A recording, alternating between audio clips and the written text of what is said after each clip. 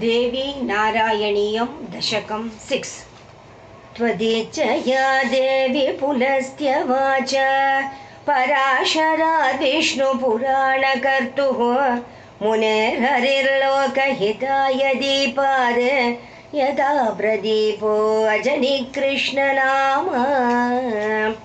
वेदं चतुर्धा विदधत्स कृष्णद्वैपायनो व्यास इति प्रसिद्धः वेदान्तसूत्राणि पुराणजालं महेतिहासं च महांश्चकार तपप्रवृत्तः कळविङ्गपोतं मात्रा संलालितमाश्रमान्ते पश्यन्नदन्यामनपत्यतां स्वां सपुत्रभाग्यातिशयं च दद्यो सत्पुत्रलाभाय तपश्चिकीर्षुः तीव्रं महामेरुसमीपमेत्य आराधनीयः क इति क्षणं स चिन्तातुरो लोकगुरुस्थितो भूते श्रीनारदस्तत्र समागतस्त्वत्कृपाकटाक्षं कुर्वन्महर्षिः अर्घ्यादिसम्पूजित आसनस्थो यासेन पृष्ठप्रहसन्निवाह किं चिन्तया कृष्ण भजस्व देवीं कृपावती वाञ्छितदानदक्ष अहेतुरेषा खलु सर्वहेतुः निरस्तसाम्यातिशया निरीह सैषा महाशक्तिरिति प्रसिद्धा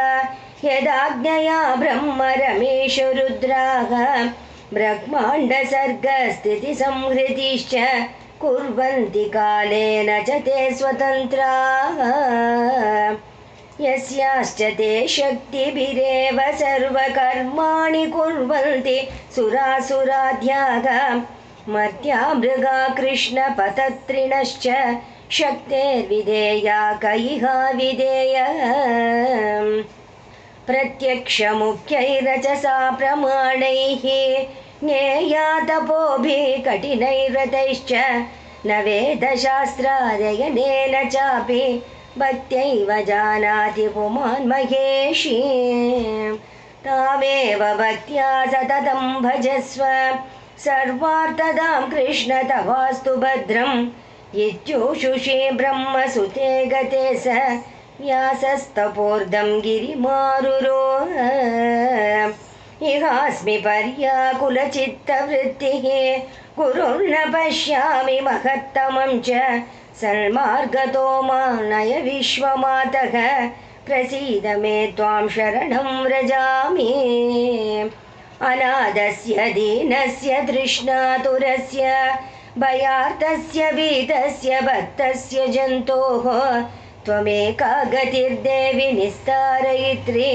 नमस्ते जगद्धारिणि त्राहि दुर्गे सर्वमङ्गलमाङ्गल्ये शिवे सर्वार्थसाधिके शरण्ये त्र्यम्बके गौरी नारायणी नमोऽस्तु ते जय आदिपराशक्ति की जय।